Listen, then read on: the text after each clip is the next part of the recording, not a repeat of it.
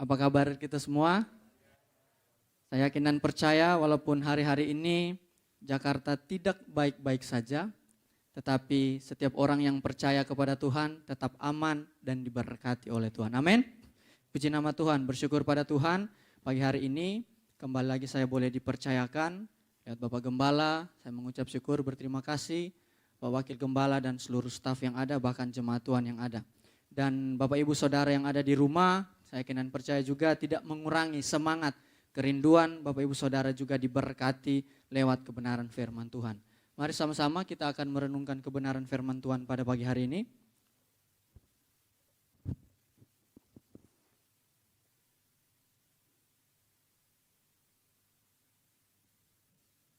Puji Tuhan, dan kita pada bulan yang pertama dan yang kedua, kita akan berbicara tentang teguh tak tergoyahkan. Ini menjadi tema dalam setahun yang dipilih oleh Bapak Gembala. Saya yakin dan percaya ini merupakan sebuah kerinduan yang Tuhan taruh di dalam hati kehidupan Bapak Gembala untuk disampaikan bagi jemaat Tuhan. Sehingga sepanjang tahun ini gereja kita di sini GPDI Sahabat Allah akan berbicara tentang apa itu teguh tak tergoyahkan. Dan khususnya pada pagi hari ini kita sama-sama akan membahas keadaan orang yang teguh tak tergoyahkan. Mari Bapak Ibu Saudara ambil Alkitab masing-masing. Kita buka di dalam Matius pasalnya yang ke-7. Ayatnya yang ke-24 sampai ayatnya yang ke-27. Matius pasalnya yang ke-7 ayat 24 sampai ayatnya yang ke-27. Kalau sudah dapat, semua memperhatikan dengan penuh kerinduan sehingga setiap berkat firman Tuhan tidak lalu begitu saja dalam kehidupan kita. Matius pasal 7 ayat 24 sampai 27 firman Tuhan. Setiap orang yang mendengar perkataanku ini dan melakukannya, ia sama dengan orang yang bijaksana yang mendirikan rumahnya di atas batu. Kemudian turunlah hujan dan datanglah banjir. Lalu angin melanda rumah itu, tetapi rumah itu tidak rubuh sebab didirikan di atas batu. Tetapi setiap orang yang mendengar perkataanku ini dan tidak melakukannya, ia sama dengan orang yang bodoh, yang mendirikan rumahnya di atas pasir. Kemudian turunlah hujan dan datanglah banjir, lalu angin melanda rumah itu. Sehingga rubuhlah rumah itu dan hebatlah kerusakannya. Puji nama Tuhan. Kalau kita melihat ya dari serangkaian perkataan Yesus di dalam ayat ini, Yesus itu berbicara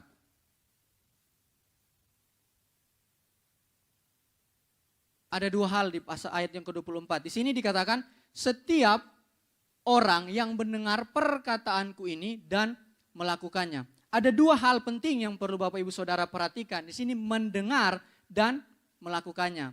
Tapi karena hari ini ada dua ibadah, saya menyiapkan dua tema. Dan saya bergumul tema mana yang cocok disampaikan di ibadah yang pertama dan yang kedua. Jadi soal mendengar dan melakukan ini saya bahas di ibadah yang kedua. Mendengar seperti apa sih? Melakukan seperti apa? Dan di sini dikatakan mendengar dan melakukan perkataanku ini. Nah kalau saya tanya begini kepada Bapak Saudara, perkataan yang mana yang Yesus maksud? Perkataan yang mana? Ya, dia bilang perkataanku ini. Nah di sini kenapa saya nunjukin bahasa aslinya Bapak Ibu Saudara? Agar supaya begini, ada hal-hal yang di dalam terjemahan itu tidak nampak penekanannya. Nah sehingga kalau kita lihat yang saya kasih kuning, Yesus ngomong perkataanku ini. Di sini bilang mautos logos tautos. Artinya begini, perkataanku yang ini nih, itu arti sederhananya. Jadi contohnya seperti di dalam ruangan ini, kita semua kan bawa Alkitab. Ya kan? Kita bawa Alkitab. Tetapi yang saya mau Alkitab yang ini nih, bukan Alkitab yang Bapak Ibu Saudara pegang.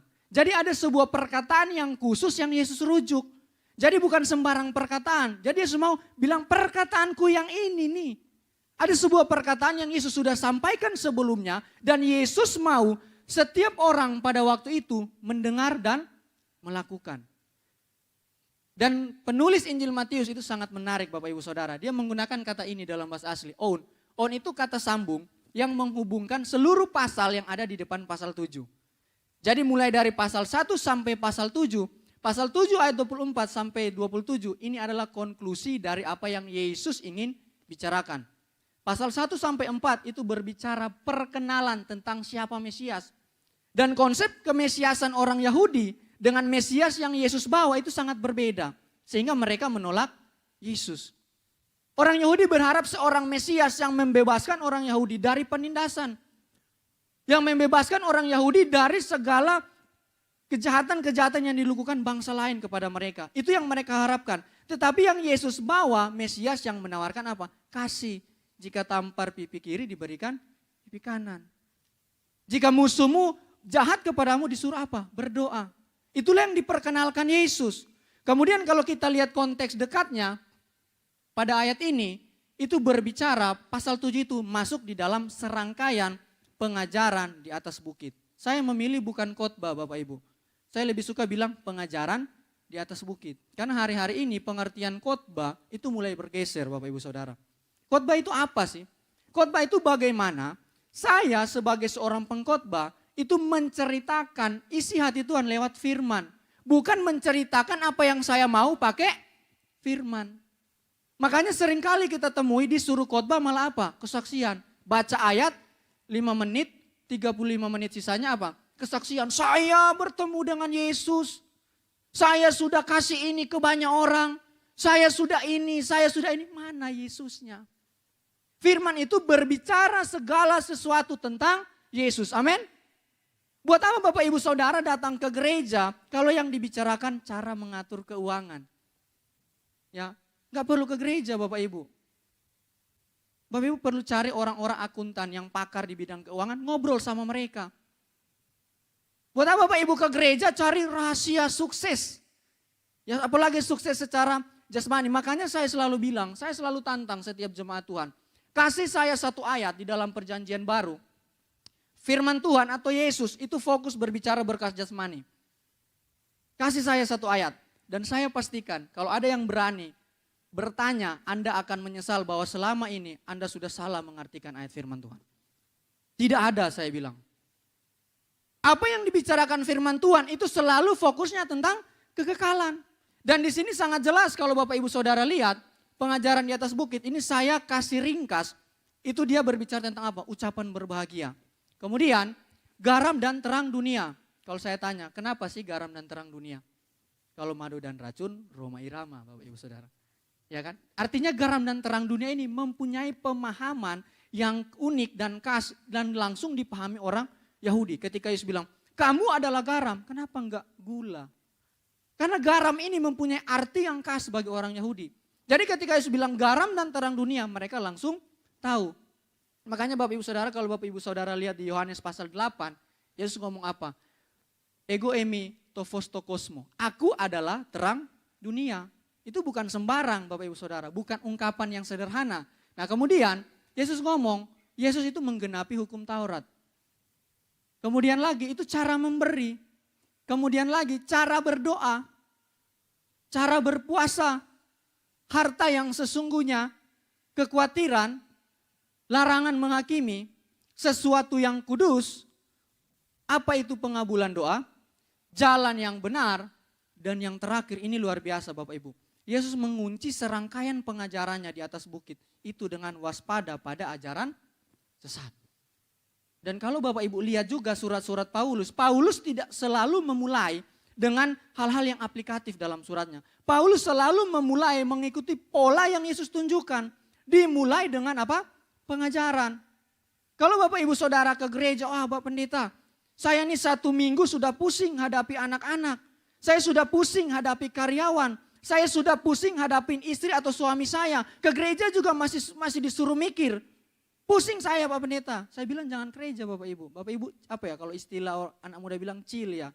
Cari tempat nongkrong terus sambil santai ke pantai, ke kafe. Bahkan kalau ada yang mau bablas bisa ke klub malam. Kalau Anda ingin cari santai. Ke gereja Bapak Ibu akan dibentuk untuk Bapak Ibu dapat menggapai kehidupan yang kekal yang Tuhan sudah sediakan bagi kita yang percaya. Amin. Jadi jangan mengeluh, disuruh-suruh belajar. Bagaimana Bapak Ibu Saudara bisa sampai kepada pengenalan Tuhan yang lebih dalam? Kalau kita di gereja, yang kita dengar adalah informasi-informasi kalau saya bilang PPKN. Tenggang rasa, siapa yang gak tahu mengampuni? Ya kan, siapa yang gak tahu kalau ada yang kurang memberi kita bagi? Cuma kadang kita bebal untuk melakukan itu. Jadi kita disuruh akan dididik, akan dilatih dengan pengajaran. Bahkan hari-hari ini Bapak Ibu Saudara, kalau Bapak Ibu Saudara perhatikan, begitu banyak orang yang berbicara tentang Yesus, tetapi Yesus yang mereka bicarakan bukan Yesus yang Alkitab katakan. Ini mengerikan Bapak Ibu Saudara. Kalau Bapak Ibu Saudara tidak mempunyai pemahaman yang kuat, dasar yang teguh tentang iman Kristen, maka kita dengan mudah diombang-ambingkan. Tidak semua orang yang bilang, oh iya Yesus Tuhan saya. Tetapi Yesus yang dia percaya tidak sama dengan Yesus yang Bapak Ibu percaya. Yesus bagi mereka hanya manusia biasa, tetapi dia bukan Allah. Yesus itu hanya hal-hal yang baik yang bisa dicontohkan, tetapi dia bukan juru selamat. Inilah yang terjadi hari-hari ini Bapak Ibu Saudara. Kalau Bapak Ibu Saudara tidak suka mendengar firman Tuhan, tidak suka merenungkan firman Tuhan dan bahkan melakukan, Bapak Ibu Saudara mudah diombang-ambingkan dengan pengajaran yang ada. Dan bahkan satu perenungan bagi saya, ketika saya ingin agar supaya saya ini tetap yakin bahwa hanya di dalam Kristen, hanya di dalam Yesuslah itu ada keselamatan. Saya selalu mempertanyakan begini, benar enggak ya hanya dalam Yesus itu ada keselamatan? Ini yang saya selalu tanya. Benar enggak ya hanya di dalam Yesus itu ada keselamatan, ada sorga yang kekal. Bagaimana ternyata kalau selama ini kita bilang orang di luar Yesus tidak selamat, ternyata mereka yang benar, kita yang salah. Ketika mati, betul ya, kita ini yang salah ternyata. Nah saya selalu mempertanyakan itu dan semakin saya mempertanyakan firman Tuhan, Roh Kudus selalu menuntun saya kepada firman-Nya dan saya semakin yakin bahwa tidak ada keselamatan di luar Yesus. Amin? Tidak ada keselamatan di luar Yesus. Jadi ini yang menjadi perenungan saya secara pribadi. Kemudian, kalau juga kita perhatikan ya, sebelum pasal 7 ayat 24, itu menarik sekali penulis Matius. Dan Yesus hebat sekali, dia ngomong apa? Pertama ada dua jalan. Ya, Yesus selalu kasih pilihan dua, lebar dan sempit. Kemudian dia bilang apa? Ada dua buah. Ada buah yang baik dan buah yang tidak baik. Kemudian Yesus bilang apa? Ada dua profesi. Ada pemberita sesat dan pemberita benar. Kemudian dia masuk ke sini. Dua landasan. Batu dan pasir. Ini semua berbicara apa Bapak Ibu Saudara? Ini berbicara prinsip kehidupan setiap orang yang dia akan pilih tidak terkecuali. Yang akan menentukan nasib akhir kehidupannya setelah kehidupan sekarang ini. Ini tidak terkecuali Bapak Ibu. Kalau Bapak Ibu mau pilih jalan yang lebar, pasti tidak memilih jalan yang sempit. Kalau Bapak Ibu Saudara memilih jalan yang sempit, pasti jalan yang lebar itu tidak dipilih. Jadi kedua ini tidak boleh kita menghindar. Oh saya di jalan yang agak lebar tapi tidak sempit juga. Tidak ada Bapak Ibu Saudara. Hanya ada kedua hal ini. Itu sebabnya ketika kita melihat Yesus sementara berbicara teguh tak tergoyahkan, berkaitan dengan sebuah pengajaran, karena ayat ini dalam serangkaian konteks pengajaran Yesus di atas bukit. Jadi teguh tak tergoyahkan ini bukan hanya berbicara bagaimana kita dapat mengatasi persoalan hidup kita, tetapi bagaimana pengenalan kita akan Tuhan itu semakin dalam, semakin dalam, semakin dalam lagi. Sehingga kita semakin hari semakin kuat. Ketika orang mempertanyakan iman kita, kita dengan pede Bapak Ibu Saudara. Oh iya, hanya di dalam Yesus ada keselamatan. Ayo kita berbicara tentang keselamatan. Ayo kita lihat lebih dalam lagi. Kenapa sih hanya dalam Yesus? Kita menjadi pede. Bukan kebanyakan orang Kristen ketika ditanya, benar nggak kamu selamat? Kebanyakan gugup dan gagap. Kenapa? Begitu banyak kekurangan di dalam kehidupannya. Dan ini menjadi pertarungan setiap orang yang ingin percaya kepada Yesus sepanjang hidupnya. Ini menjadi pertarungan kita. Jadi bukan jadi Kristen hari ini. Kemudian habis cerita Bapak Ibu Saudara, oke, saya menikmati berkat Tuhan, saya menikmati pertolongan Tuhan, menikmati mujizat Tuhan. Benar itu akan dialami, tetapi bagaimana hari demi hari kita semakin mengenal dan semakin bertumbuh di dalam Tuhan. Amin. Nah itu sebabnya, karena hanya dengan melewati dua bagian ini, membawa kita kepada posisi teguh tak tergoyahkan. Yaitu dengan mendengar dan melakukan firman Tuhan. Mari kita lihat bagaimana keadaan orang yang teguh tak tergoyahkan. Nah ini yang kita akan pelajari pada pagi hari ini. Bagaimana keadaan orang yang teguh tak tergoyahkan. Yang pertama, kalau kita lihat bagian C, itu dikatakan, ia sama dengan orang yang bijaksana. Orang yang teguh tak tergoyahkan, itu dikatakan ia sama dengan orang yang bijaksana. bijaksana. Siapa yang menyamakan dia? Kalau kita lihat dari kata yang dipakai omoitesestai, itu artinya begini. Ia akan disamakan atau disandingkan, dibanding-bandingkan atau tidak kalah dengan orang yang bijaksana. Bukan menyamakan diri, tetapi orang lain yang menyandingkan. Seperti begini Bapak Ibu Saudara, saya katakan, oh Bapak itu baik. Ya, bukan pribadi sendiri kita yang mengatakan saya itu baik. Dan di sini dikatakan ia akan disandingkan dengan orang bijaksana. Kita itu disandingkan, orang melihat kehidupan kita, melihat ini benar orang bijaksana. Dan bijaksana yang dimaksud di sini apa Bapak Ibu Saudara? Bijaksana di sini itu berbicara tentang kemampuan intelektual seseorang, kemampuan pengetahuan seseorang, kemampuan pemahaman seseorang untuk menangkap sebuah informasi atau sebuah keadaan yang dia amati. Itu kata pronimo ini. Dan ini bentuknya dikatakan andripronimo, orang bijaksana. Itu kata sifat Bapak Ibu Saudara. Jadi sesuatu yang melekat di dalam diri orang itu. Jadi bukan hanya sekedar sebutan bijaksana, bukan hanya sekedar sebutan baik, tetapi benar-benar bijaksana itu ada di dalam kehidupan orang itu.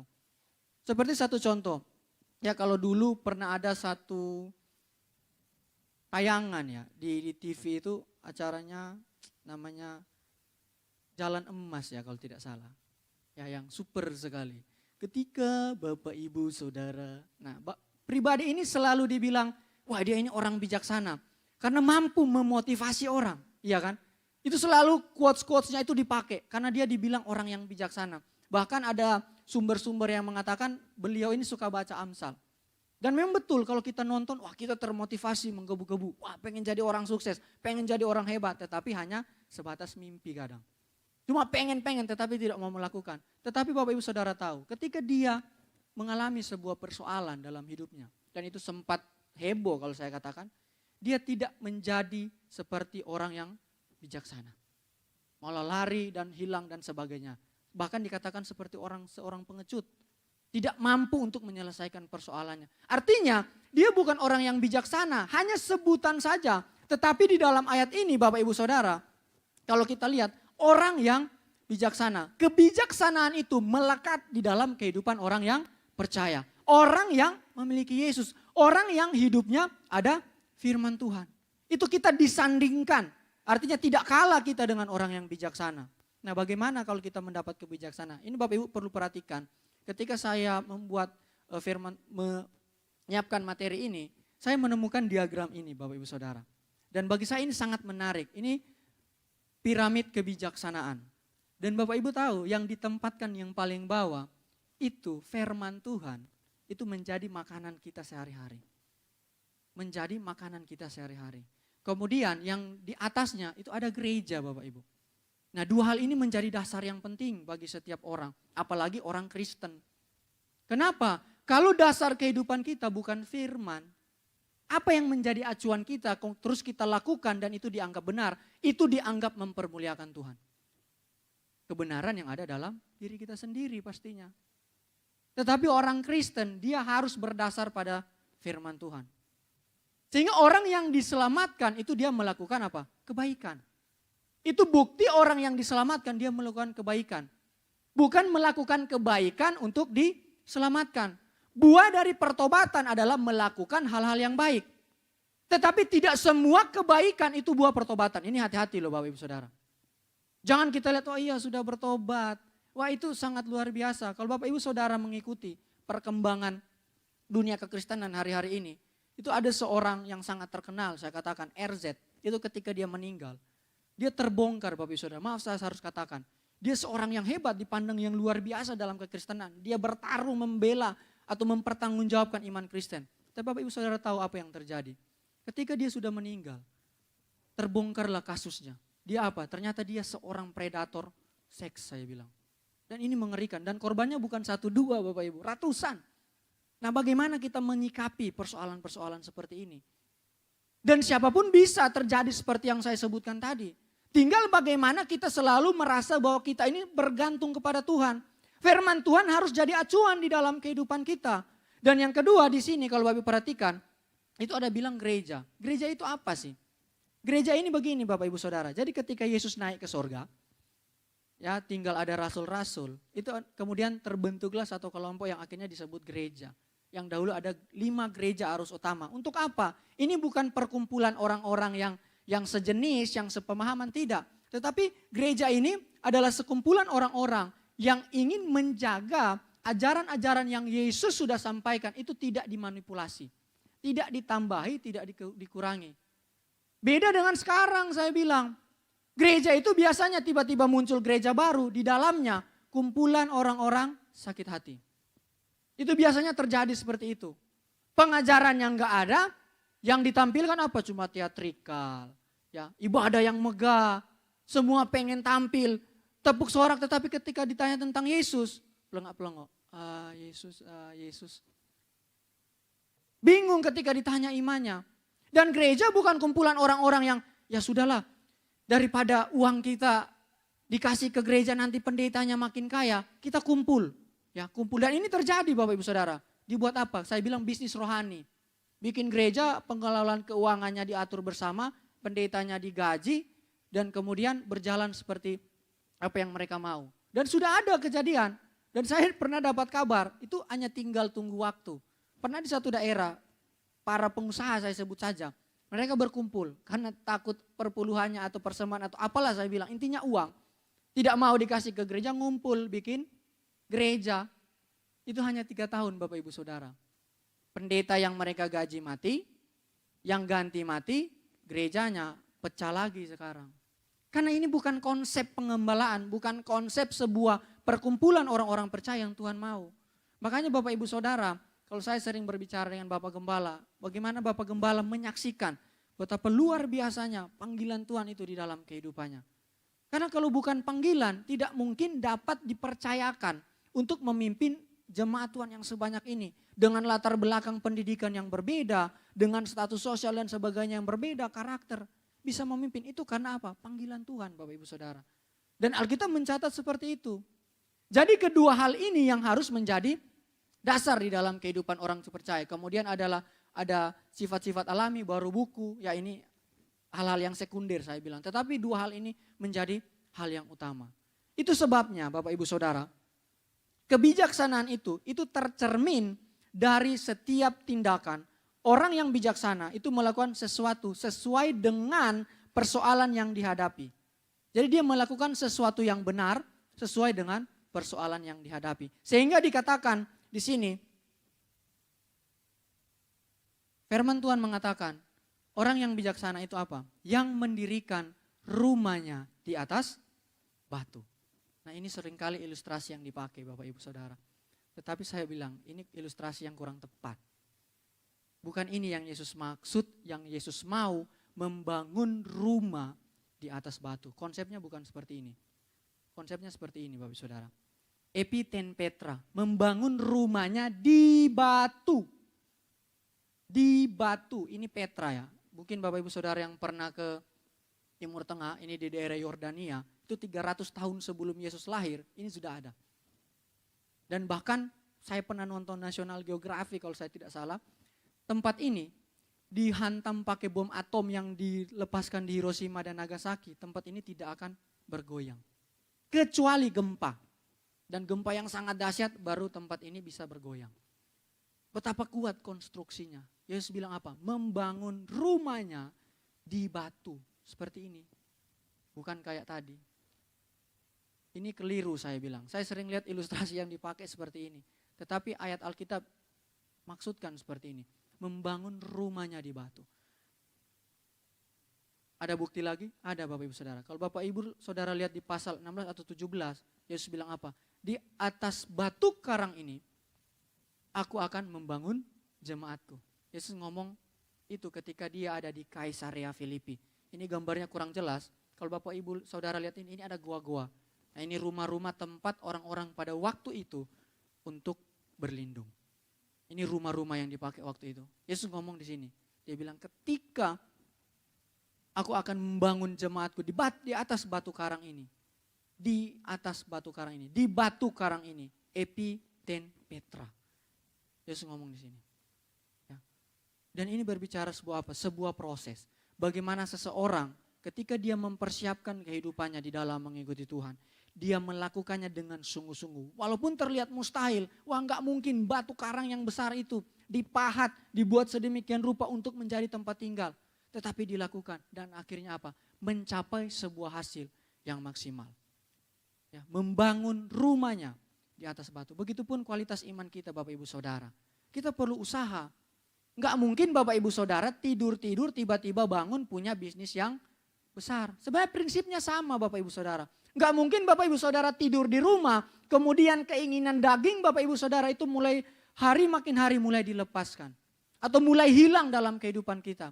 Tidak mungkin Bapak Ibu hanya duduk, tidak pernah dengar, tidak pernah renungkan firman Tuhan. Kemudian tiba-tiba langsung hebat dalam melakukan semua firman Tuhan. Kalau Bapak Ibu Saudara mempunyai pemikiran seperti itu, saya bilang bangun, tidur kita terlalu miring. Ya, bangun. Makanya ke gereja itu bagaimana Bapak Ibu Saudara mempersiapkan diri kita. Apa sih yang Bapak Ibu cari ketika datang ke gereja? Apa sih yang Bapak Ibu cari ketika Bapak Ibu Saudara menyembah Tuhan? Mengagungkan nama Tuhan, mendengar firman Tuhan. Kalau hanya yang penting datang absen terlihat oleh gembala, Bapak Ibu gembala, staf, atau terlihat oleh kakak adik saya bilang rugi Bapak Ibu Saudara datang ke tempat ini. Sudah buang apa? Waktu, kasih persembahan, kasih korban dan sebagainya. Tapi datang sama, pulang sama, saya bilang rugi. Harus ada sesuatu, begitupun anak muda. Jangan mengatakan, oh saya masih muda. Mungkin masih lama jadwal saya dipanggil Tuhan. Bisa saja, saya selalu katakan, saya bukan menakut-takuti. Kita sudah pegang nomor antrian semua. Cuma tidak tahu, saya ini nomor berapa. Bisa saja saya duluan, sesudah ini, tapi dijauhkan Tuhan. Bisa juga, ya Bapak Ibu Saudara. Tetapi itu bukan persoalan penting, tetapi bagaimana kita mengisi kehidupan kita sebagai orang-orang yang bijaksana. Amin. Orang-orang yang selalu ada firman di dalam kehidupannya. Orang-orang yang selalu melakukan firman dan bukan hanya melakukan. Orang lain melihat di dalam kehidupan ada firman dan dia tertarik dengan apa yang kita percayai dan apa yang kita yakini. Amin. Orang-orang itu tertarik. Sehingga poin yang pertama di sana dikatakan, bagaimana keadaan orang yang teguh tak tergoyahkan, itu dikatakan bijaksana. Nah kemudian yang kedua, kita hanya pelajari 2 hal saja pagi hari ini Bapak Ibu Saudara. Kemudian yang kedua, bagaimana keadaan orang yang tak tergoyahkan, teguh tak tergoyahkan. Ini dikatakan pada ayat 25 itu bertahan. Saya bacakan bagi kita semua. Ayat 25. Di sini dikatakan, kemudian turunlah hujan dan datanglah banjir. Lalu bertiuplah angin melanda rumah itu. Tetapi rumah itu tidak rubuh sebab didirikan di atas batu atau didirikan di batu. Nah ini saya bantu Bapak Ibu Saudara. Saya terjemahkan langsung dari teks asli agar supaya penekanan dari teks ini terlihat. Ya sini Bapak Ibu Saudara bisa perhatikan. Dan telah turunlah hujan. Yesus ngomong gitu. Dan telah turunlah hujan. Dan telah datanglah banjir. Dan angin telah bertiup. Jadi Yesus mengambil ketiga hal ini bukan ilustrasi yang Yesus karang-karang dalam imajinasinya, tetapi sebuah persoalan-persoalan yang digambarkan di dalam kehidupan siapa saja. Kemudian Yesus bilang hujan, banjir, dan angin. Artinya hal-hal ini sudah pernah terjadi di waktu yang lalu. Dan itu bisa terjadi hari ini, besok, dan seterusnya. Saya memilih untuk tidak mengalegoriskan atau mengarti rohanikan. Hujan itu berbicara apa? Saya tidak suka karena saya takut merusak makna dari ayat ini. Tetapi kalau kita lihat di sini dikatakan turunlah hujan. Ya, kalau kita lihat rumah Petra tadi, ketika hujan turun, apakah benar dia aman? Nah ini saya mau kasih tunjuk betapa ada peningkatan ujian yang akan dialami setiap orang di dalam kehidupannya. Di sini dikatakan turunlah hujan. Benar mungkin ketika turun hujan kita membangun rumah, katakanlah dengan asal-asalan, wah enggak bocor. Tetapi kemudian ada peningkatan Bapak Ibu, peningkatan kondisi. Datanglah banjir. Oke, enggak bocor. Bagaimana kalau banjir? Tetap berdiri kokoh enggak? Oke, katakanlah enggak bocor pas hujan datang, banjir datang, enggak, rumahnya tetap berdiri kuat. Bagaimana dengan angin telah bertiup? Dan menariknya di sini dikatakan, bahkan mereka itu apa? Hujan, banjir, angin telah untuk menjatuhkan rumah itu. Jadi peristiwa atau fenomena keadaan ini datang bukan sifatnya bencana Bapak Ibu Saudara. Tetapi sengaja datang untuk menguji kualitas rumah itu. Siap atau tidak siap, mau atau tidak, pasti apa yang akan terjadi dalam kehidupan kita itu akan menguji kualitas kehidupan kita. Apalagi kualitas keimanan kita sebagai orang percaya. Di sini dikatakan bahkan telah untuk menjatuhkan rumah itu. Jadi sengaja datang untuk melihat. Bahkan saya selalu lihat begini Bapak Ibu Saudara. Banyak kali pergumulan ya, apalagi di rumah tangga. Ketika menikah mulai timbul sebuah, saya bilang asumsi ini sebenarnya. Wah, ternyata setelah nikah baru tahu istri saya cerewet. Baru tahu saya istri saya cerewet, ngomelnya dari pagi sampai pagi lagi. Wah, ternyata setelah baru nikah baru tahu suami saya suka judi, suka main perempuan. Baru tahu saya, padahal waktu pacaran gak pernah tahu saya ada selingkuh. Mulai ada asumsi, saya katakan bertahan. Kenapa? Karena menikah siapa yang suruh, kita kan yang pilih. Dan firman Tuhan sudah bilang sebenarnya, apakah persamaan antara terang dan gelap? Ini untuk muda-muda apalagi. Gak usah pakai persyaratan muluk-muluk, yang mungkin bibit bebet bobot itu penting. Tetapi Alkitab bilang apakah persamaan antara terang dan gelap. Jadi kalau kita sudah menikah terus mulai mengeluh, saya bilang berarti ada yang salah ketika kita mengambil keputusan ini. Dan bagaimana untuk cara kita tetap bersyukur? Saya katakan kalau Bapak Ibu Saudara kaget ketika nikah, wah istri saya cerewet. Wah suami saya ternyata kasar seperti ini. Saya bilang itu bonus. Itu bonus. Atau saya bilang surprise. Atau yang lebih kekinian bilang prank. Ya, kita kena prank mungkin. Tetapi bagaimana Bapak Ibu bertahan dan jadikan persoalan itu sebagai kesempatan untuk Bapak Ibu Saudara semakin dekat, dan semakin dekat kepada Tuhan. Amin. Bukan malah hal-hal itu yang menjatuhkan kita. Yang membuat kita tidak bertumbuh. Wah saya sudah berdoa sekian tahun, sudah bergumul. Kok nggak ada perubahan dalam diri pasangan kita? Berdoa terus Bapak Ibu Saudara. Karena waktunya cuman apa? 70 tahun penderitaan Bapak Ibu Saudara. Kalau nikah umur 30, penderitaan Bapak Ibu Saudara, katakanlah dia nggak bertobat 40 tahun. Dan bisa lebih cepat, tergantung siapa yang dipanggil duluan. Iya kan? Itu kan aturan mainnya, tinggal siapa yang dipanggil duluan. Jadi nggak usah mengeluh, nggak usah bersungut-sungut, yang akhirnya merugikan kehidupan kita secara rohani. Jadi kita harus bertahan. Kemudian, di sini dikatakan karena sengaja, tetapi firman Tuhan bilang apa? Sesungguhnya tidak rubuhlah rumah itu, sebab telah selesai. Sebab telah selesai didirikan di batu itu.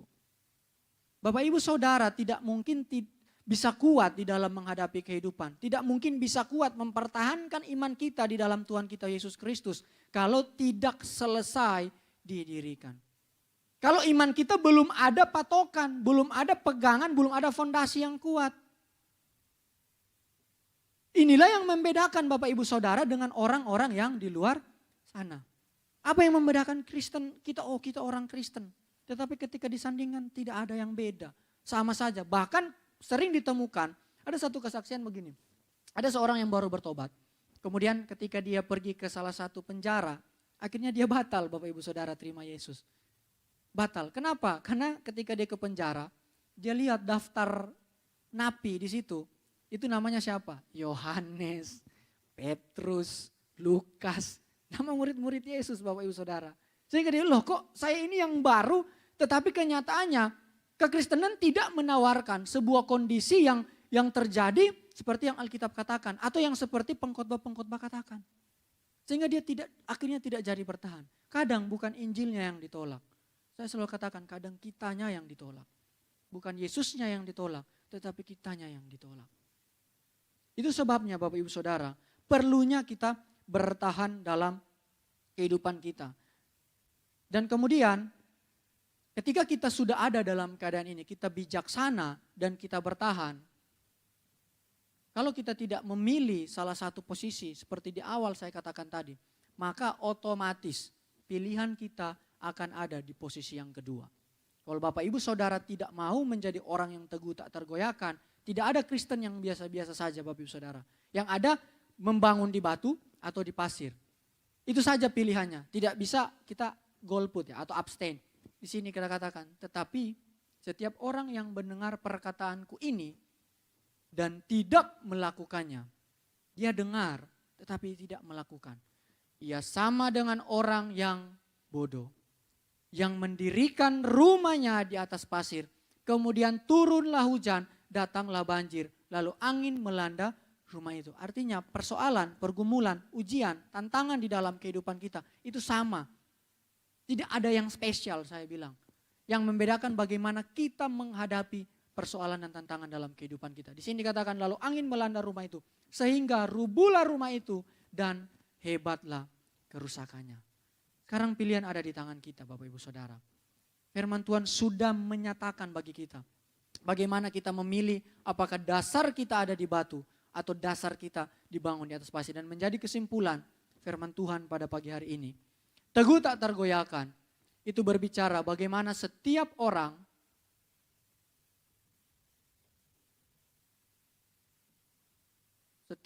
percaya bijaksana dan bertahan menghadapi apapun musim kehidupannya. Karena hidupnya dibangun atas dasar kebenaran Tuhan kita Yesus Kristus.